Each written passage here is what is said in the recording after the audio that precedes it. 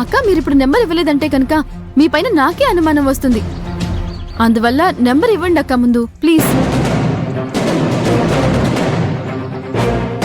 93. అబ్బా మొత్తానికి నోరు తెరిచింది వదినా. త్వరగా ఆ నెంబర్ నోట్ చేసుకోండి. అమ్మా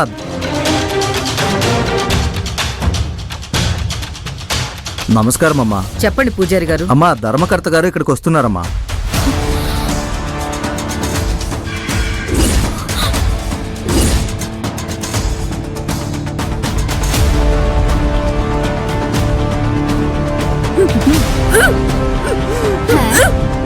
అయ్యో అక్క ఏమైందక్క? అయ్యో పదండి అక్క. అయ్యో నమస్కారం మేడం. నమస్కారం. నమస్కారం సార్. నా పేరు రామచంద్ర. నేను ఈ గుడి ధర్మకర్తను మేడం. ఆహా, నేను చాముండేశ్వరి. పూజారి చెప్పారు మేడం. అయ్యా నేను రాజశేఖర్, ఈవిడ నా భార్య, వీళ్ళు మా పిల్లలు. నమస్కారం బాబు. నమస్కారం అండి. ఇతను నా భార్య తమ్ముడు, అతని నమస్కారం అమ్మా. అమ్మా మీరు పెద్ద వ్యాపారవేత్త అని నేను విన్నాను. అందులోనూ మీరు మా ఊరికి మా గుడికొచ్చారు. ఈ విషయం ముందే తెలుసుంటే మీకు మేము గొప్పగా స్వాగతం పలికేవాళ్ళమమ్మా. అయ్యో లేదు సార్, యాక్చువల్లీ కావాలనే నేను చెప్పలేదు. ఇక్కడికి వీవీఐపీగా రాలేదు. ఒక కుటుంబ పెద్దగా నా కోడళ్ళిద్దరితో పరిహార పూజ చేయిద్దామని వచ్చాం. అనవసరపు పబ్లిసిటీ ఎందుకు సార్? అయ్యా పరిహార పూజ రేపు శనివారం నాడు. ఈ రోజు వీళ్ళు ఇక్కడే ఉండి రేపు పూజ చేసుకుని వెళతారయ్యా. ఓ అలాగా. మీకు ఏ సహాయం కావాలన్నా అడగండమ్మా. మీకు సహాయం చేయటం నా బాధ్యత. నాకు ఒకే ఒక సహాయం కావాలి సార్. ఒక్క నిమిషం, ఈ ఫోటో ఒకసారి చూడండి. అయ్యయ్యో ఈ అమ్మాయి మా ప్రెసిడెంట్ గారి కూతురమ్మా, దేవి.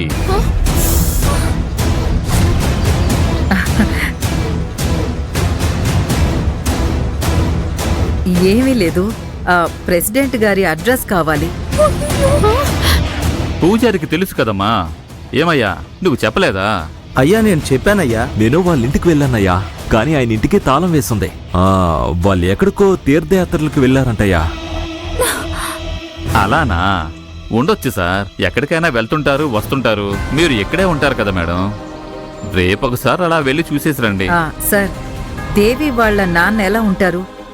ఆయన ఫోటో ఏదైనా ఉంటే చూపించండి. అందులో ఏముందమ్మా, ఉండండి ఇప్పుడే చూపిస్తాను.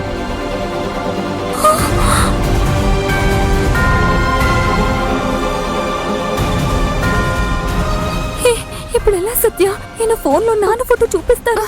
అక్క ఇప్పుడు ఏం చేయాలక్క? అయ్యో, ఇప్పుడే అమ్మా నాన్నల్ని నేరుగా కలిశారు. వాళ్ళే మన అమ్మా నాన్నని ఈయన ఫోన్లో చూపిస్తే ఇంకంతే, మన ఇద్దరి పని అయిపోతుంది.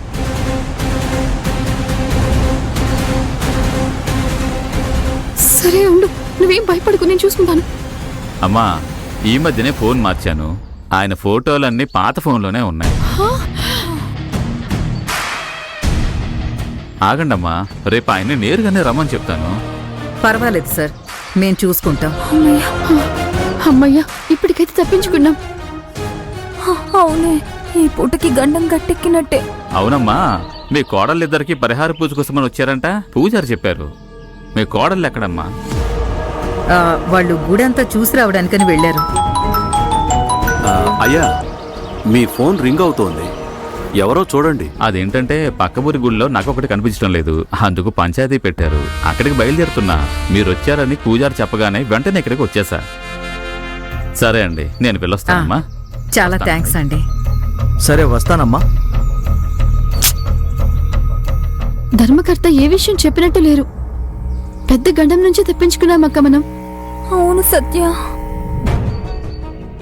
దేవి వాళ్ళ అమ్మా నాన్నల గురించి ఎవరిని విచారించినా అడ్డంకులు వస్తూనే ఉన్నాయి. అదే వదిన ఏం అర్థం కావడం లేదు. దేవి ఏమో వాళ్ళ నాన్న నంబర్ చెప్పబోయింది, అంతలోగా ధర్మకర్త వచ్చారు. సరే చాముండి, రేపు కదా పరిహార పూజ. ఈ రోజు రాత్రి ఉండటానికి రూమ్స్ ఎక్కడ దొరుకుతాయో నేను శ్రీను వెళ్ళి కనుక్కుని వస్తాం. శ్రీను వెళ్దాం. సరే బావా. అక్క మేము రూమ్స్ చూసొస్తాం. ఉండండి, మేం వెళ్ళి చూసొస్తాం. ఏంటి ఏంటొదినా వీళ్ళిద్దరు ఎక్కడికెళ్లారో కనిపించడమే లేదు. అమ్మా నేను వెళ్ళి చూసొస్తాను. నేను కూడా వస్తాను, పద.